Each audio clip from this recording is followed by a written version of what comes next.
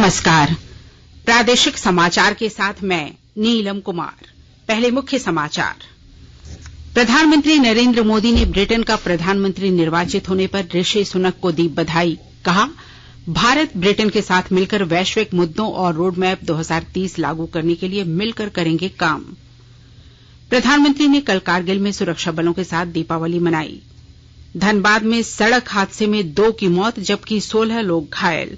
सभी लोग टुंडी से झरिया पूजा कराने मालवाहक ऑटो पर सवार होकर जा रहे थे। और आज आंशिक सूर्य ग्रहण। देश में पूर्वोत्तर को छोड़कर कई भागों में लोग शाम 4:29 से लेकर 5:42 तक सूर्य ग्रहण देख सकेंगे। और अब समाचार विस्तार से। प्रधानमंत्री नरेंद्र मोदी ने ब्रिटेन के प्रधानमंत्री निर्वाचित होने पर ऋषि सुनक को बधाई दी है। एक ट्वीट में श्री मोदी ने कहा कि वे वैश्विक मुद्दों और रोडमैप 2030 लागू करने के लिए मिलकर काम करने के लिए तैयार हैं। श्री मोदी ने दोनों देशों के मध्य सेतु का काम कर रहे ब्रिटिश भारतीयों को दीपावली की शुभकामनाएं भी दी। भारत और ब्रिटेन के बीच ऐतिहासिक संबंध अब आधुनिक साझेदारी में बदल रहे हैं। सेनेगल यात्रा पर पहुंचे विदेश राज्य मंत्री वी मुरलीधरन ने शांति और सुरक्षा संबंधी डकार अंतर्राष्ट्रीय मंच की बैठक के प्रारंभिक सत्र में भाग लिया।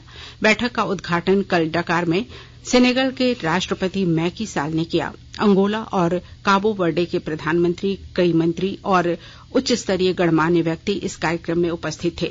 श्री मुरलीधरन ने एक ट्वीट में कहा है कि यह अफ्रीका की संप्रभुता और सुरक्षा संबंधी विभिन्न पक्षों पर नीतिगत विचार विमर्श का महत्वपूर्ण मंच है। उन्होंने कहा कि भारत प्रधानमंत्री नरेंद्र मोदी की ओर से वर्ष 2018 में युगांडा की संसद में रखे गए 10 सिद्धांतों के मार्गदर्शन में अफ्रीका की विकास प्राथमिकताओं का मजबूती से समर्थन करता है।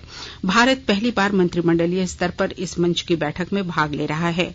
अफ्रीका के नीति निर्माताओं के लिए डकार अंतर्राष्ट्रीय मंच एक प्रमुख कार्यक्रम है। डकार मंच में श्री मुरलीधरन के भाग लेने से यह स्पष्ट होता है कि अफ्रीका में शांति, सुरक्षा और विकास संबंधी मुद्दों को भारत कितना महत्व देता है। श्री मुरलीधरन का यह दौरा अफ्रीका के साथ संबंधों को प्रगाढ़ बनाने की भारत की नीति के अनुरूप है। प्रधानमंत्री नरेंद्र मोदी ने कल कारगिल में सुरक्षा बलों के साथ दीपावली मनाई। सुरक्षा बलों के साथ बातचीत में प्रधानमंत्री ने कहा कि नए भारत की परिकल्पना केवल देश के लिए ही नहीं है, बल्कि यह बलिदान, प्रेम, संवेदना, प्रतिभा, साहस, पराक्रम और शांति का मिश्रण है। श्री मोदी ने कहा कि विश्व भर में कई सभ्यताएं विकसित हुई हैं और उनका अंत भी हुआ है, लेकिन भारतीय सभ्यता हर संभव चुनौतियों के बाद हमेशा पुनर्जीवित रही है। प्रधानमंत्री ने देश के सशस्त्र बलों की सराहना की। उन्होंने कहा कि वे कारगिल की विजय भूमि से विश्व और देशवासियों को दीपावली की शुभकामनाएं दे रहे हैं। प्रधानमंत्री ने कहा कि दिवाली का मतलब है आतंक के अंत का त्योहार और कारगिल ने इसे संभव बनाया है। उन्होंने कहा कि सुरक्षा बलों ने कारगिल में दीपावली के अवसर पर आतंक के अस्तित्व को नेस्तनाबूद कर दिया था। उन्होंने सेना की अतुल्य वीरता की सराहना की और कहा कि राष्ट्र को तब गर्व होता है जब उसके सैनिकों का मस्तक हिमालय की तरह ऊंचा होता है। श्री मोदी ने कहा कि आज विश्व भारत की बढ़ती शक्ति और ताकत की ओर देख रहा है। प्रधानमंत्री ने कहा कि साम्राज्यवाद से एक कदम आगे हटना नौसेना का एक नया प्रतीक बन गया है। उन्होंने कहा कि नौसेना का प्रतीक अब छत्रपति शिवाजी की बहादुरी का प्रतीक बन गया है। श्री मोदी ने इस बात पर जोर दिया कि राष्ट्र उपनिवेशवाद की जंजीरों को तोड़ रहा है और राजपथ का नाम कर्तव्य पथ करना इस संकल्प का प्रतीक है। उन्होंने कहा कि भारत ने हमेशा से ही युद्ध को अंतिम विकल्प माना है और विश्व में शांति का प्रचार किया है। दीपों का पर्व दीपावली कल झारखंड समेत पूरे देश में पारंपरिक आस्था और उल्लास से मनाया गया। भगवान राम के 14 वर्ष के वनवास के बाद अयोध्या लौटने की खुशी में अयोध्या वासियों के दीपोत्सव से दीपावली की परंपरा शुरू हुई थी। दीपावली के अवसर पर धन की देवी लक्ष्मी की पूजा अर्चना की जाती है तथा मंदिरों, सार्वजनिक स्थलों और घरों को रंग बिरंगी रोशनी से सजाया जाता है। राष्ट्रपति द्रौपदी मुर्मू, उपराष्ट्रपति जगदीप धनखड़, प्रधानमंत्री नरेंद्र मोदी, गृहमंत्री अमित शाह और राज्यपाल रमेश बैस ने देशवासियों को दीपावली की शुभकामनाएं दी। राष्ट्रपति मुर्मू ने कहा कि यह हर्षोल्लास खुशियों का पर्व है। उन्होंने कहा कि दीपावली आलोक ज्ञान का प्रतीक है जो अंतर्मन के अंधकार और अज्ञानता को दूर करता है। उपराष्ट्रपति जगदीप धनखड़ ने अपने संदेश में कहा है कि दीपावली का पर्व राम राज्य के महत्व को व्यक्त करता है जो कल्याणकारी शासन का आदर्श है। गृहमंत्री अमित शाह ने दीपों के त्योहार पर हर एक के लिए सुख, स्वास्थ्य और समृद्धि की कामना की। प्रवर्तन निदेशालय ईडी ने रिम्स प्रबंधन को पत्र भेजकर ट्रीटमेंट प्रोटोकॉल की रिपोर्ट मांगी है। ईडी ने पूछा है कि पंकज मिश्रा का क्या इलाज चल रहा है और ट्रीटमेंट प्रोटोकॉल क्या है। इसके जवाब में रिम्स और एम्स के डॉक्टरों की रिपोर्ट ईडी को भेजी जाएगी। रिम्स ने एम्स को स्टेट मेडिकल बोर्ड की रिपोर्ट के आधार पर पंकज मिश्रा भर्ती कराने का सुझाव मांगा था। एम्स ने कुछ जांच के सुझाव देते हुए भर्ती नहीं लेने और अति आवश्यक होने पर ओपीडी में ही लाकर दिखाने का निर्देश दिया है। रिम्स के पेइंग वार्ड में भर्ती पंकज मिश्रा के वार्ड के बाहर वीडियो फुटेज मांगा है। जिन जगहों का फुटेज उपलब्ध कराना है वहां की जानकारी भी ईडी ने रिम्स प्रशासन को दी है। ईडी ने पेइंग वार्ड और ट्रॉमा सेंटर का फुटेज मांगा है। रिम्स प्रशासन ने सीसीटीवी के हार्ड डिस्क से फुटेज निकलवाने की प्रक्रिया शुरू कर दी है। अब तक 1 महीने का फुटेज उपलब्ध हुआ है। आकाशवाणी अनूठी पहल के साथ स्वतंत्रता के 75 वर्ष का उत्सव मना रहा है। इसका शीर्षक है आजाद भारत की बात आकाशवाणी के साथ।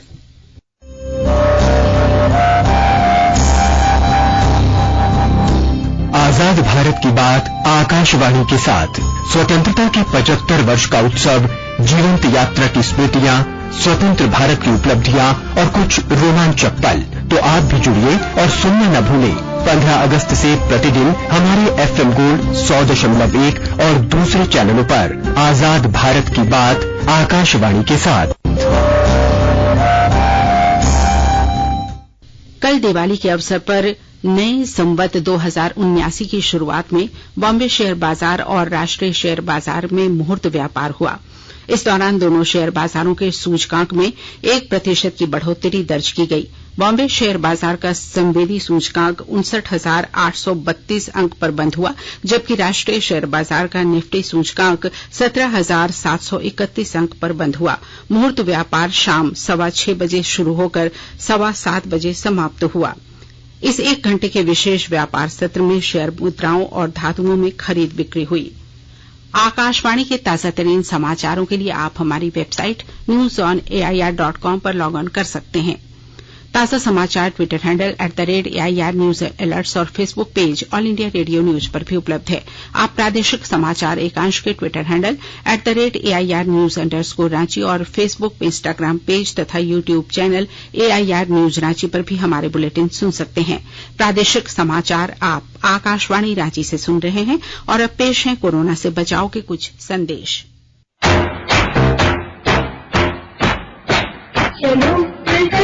शुरुआत करें, चलो एक फैसला आज करें, मास्क नहीं तो टोकेंगे, कोरोना को रोकेंगे, चलो एक वादा करते हैं, चलो एक वादा करते हैं, मास्क नहीं तो टोकेंगे, कोरोना को रोकेंगे। भारत सरकार द्वारा जनहित में जारी। कोविड-19 से बचाव और सुरक्षित रहने के 3 उपाय। मास्क लगाएं, 2 गज दूरी है जरूरी, सुरक्षित दूरी रखें, हाथ और मुंह साफ रखें। प्रादेशिक समाचार में आपका एक बार फिर से स्वागत है। दिवाली की खुशियां धनबाद में गम में बदल गईं। सड़क हादसे में 2 की मौत हो गई, जबकि 16 लोग घायल हो गए। धनबाद जिले के टुंडी के लोहर बरवा मुख्य सड़क पर जयनगर के पास मालवाहक ऑटो के पलट जाने से ठेठाटाड़ गांव के 18 ब्राह्मण घायल हो गए। स्थानीय युवाओं और बरवा अड्डा पुलिस के सहयोग से सभी घायलों को अस्पताल पहुंचाया गया, जहां इलाज के क्रम में 2 पुजारियों की मौत हो गई। दिवाली पर ये सभी ब्राह्मण लक्ष्मी गणेश की पूजा कराने झरिया जा रहे थे। घायलों में से एक घायल को दुर्गापुर अस्पताल रेफर किया गया है, जबकि अन्य घायलों को SNMMCH धनबाद में भर्ती कराया गया है। लातेहार जिले के सदर थाना क्षेत्र में उपायुक्त कार्यालय के पास कल रात 2 बाइकों की भिड़ंत में 5 लोग गंभीर रूप से घायल हो गए। इनमें से एक युवक की मौत हो गई। यह हादसा इतना भीषण था कि देखकर लोगों के बीच अफरा तफरी मच गई। दोनों बाइकों की रफ्तार तेज होने के कारण उस पर सवार लोग बुरी तरह से जख्मी हो गए। घटनास्थल पर लोगों की भीड़ उमड़ पड़ी। दीपावली की रात रांची के खादगढ़ा बस स्टैंड में खड़ी मूनलाइट नामक बस में आग लग गई। आग लगने से 2 लोगों की जलकर मौत हो गई। दोनों बस के ड्राइवर और खलासी थे। घटना देर रात की बताई जा रही है। घटना की जानकारी मिलने के बाद पुलिस और दमकल मौके पर पहुंचे और आग पर काबू पाया गया। वहीं बस के अंदर 2 लोगों के शव भी बरामद किए गए। बताया जा रहा है कि बस में दिया जलाकर रखने की वजह से आग लगी। खूंटी जिले के मुरहू थाना क्षेत्र की रूमत केल पंचायत अंतर्गत रोबुआ बेटी गांव में अज्ञात अपराधियों ने ग्राम प्रधान सहित 2 लोगों की हत्या कर दी। जिले के पुलिस अधीक्षक अमन कुमार ने बताया कि दोनों मृतक चचेरे भाई थे और ये लोग गांव में आयोजित एक हॉकी मैच देखने के बाद घर लौट रहे थे। इसी दौरान धारदार हथियार से इनकी हत्या कर दी गई। भारत सहित विश्व के कई देशों में आज आंशिक सूर्य ग्रहण देखा जा सकेगा।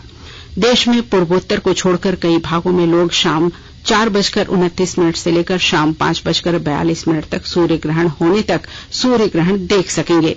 भारत में जिन शहरों में सूर्य ग्रहण देखा जा सकेगा उनमें शामिल हैं द्वारका, दिल्ली, मुंबई, अहमदाबाद, सूरत, पुणे, जयपुर, इंदौर, ठाणे, भोपाल, लुधियाना, आगरा, चंडीगढ़, उज्जैन, मथुरा, पोरबंदर, गांधीनगर, सिलवासा और पणजी। गोड्डा जिले में दर्जनों गांव में काली पूजा समारोह शुरू हो चुका है। कल देर रात पंडालों में माता काली का पट खुला। इस क्षेत्र में काली पूजा का बहुत महत्व है। कई गांवों में काली पूजा के अवसर पर मेले लगते हैं।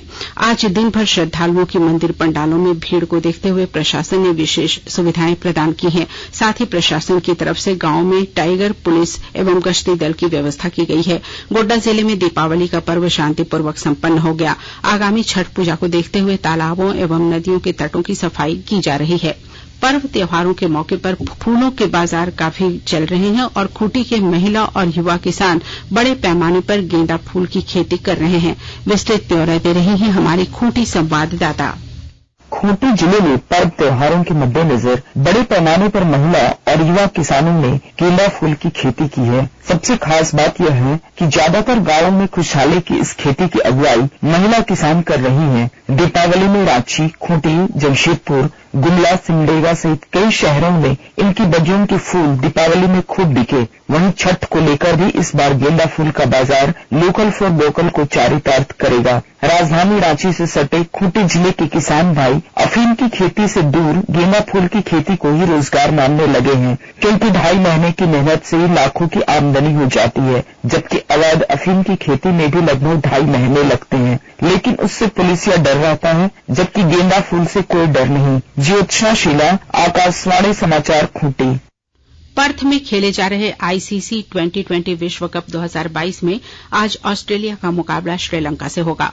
भारतीय समय अनुसार मैच शाम 4:30 बजे शुरू होगा। दोनों टीमें सुपर 12 स्टेज ग्रुप 1 में शामिल हैं। ऑस्ट्रेलिया टूर्नामेंट का अपना पहला मैच न्यूजीलैंड से हार गया था, जबकि श्रीलंका ने अपने पहले आरंभिक मैच में आयरलैंड को 9 विकेट से पराजित किया था।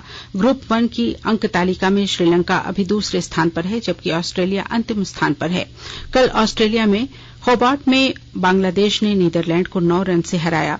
दक्षिण अफ्रीका और जिम्बाब्वे का मैच बारिश के कारण रद्द हो गया। भारत के अमन सहरावत ने स्पेन में अंडर 23 विश्व कुश्ती चैंपियनशिप में स्वर्ण पदक जीतकर इतिहास रचा है। 16 वर्षीय अमन इस प्रतियोगिता में स्वर्ण पदक जीतने वाले पहले भारतीय हैं। उन्होंने तुर्की के अहमद दुमान को फाइनल में मात दी। ओलंपिक पदक विजेता बजरंग पुनिया और रवि कुमार दहिया भी इससे पहले इस प्रतियोगिता के फाइनल में पहुंचे थे और उन्होंने रजत पदक प्राप्त किया था। अंडर 23 विश्व कुश्ती चैंपियनशिप में भारत को 1 स्वर्ण, 1 रजत और 4 कांस्य सहित 6 पदक प्राप्त हुए हैं। और अब अंत में मुख्य समाचार एक बार फिर। प्रधानमंत्री नरेंद्र मोदी ने ब्रिटेन के प्रधानमंत्री निर्वाचित होने पर ऋषि सुनक को दी बधाई। कहा, भारत ब्रिटेन के साथ मिलकर वैश्विक मुद्दों और रोडमैप 2030 लागू करने के लिए मिलकर करेंगे काम। प्रधानमंत्री ने कल कारगिल में सुरक्षा बलों के साथ दीपावली मनाई। धनबाद में सड़क हादसे में 2 की मौत जबकि 16 लोग घायल। सभी लोग टुंडी से झरिया पूजा कराने मालवाहक ऑटो पर सवार होकर जा रहे थे। और आज आंशिक सूर्य ग्रहण। देश में पूर्वोत्तर को छोड़कर कई भागों में लोग शाम 4:29 से लेकर शाम 5:42 तक सूर्य ग्रहण देख सकेंगे। इसके साथ ही आकाशवाणी रांची से प्रादेशिक समाचार का ये बुलेटिन समाप्त हुआ। नमस्कार।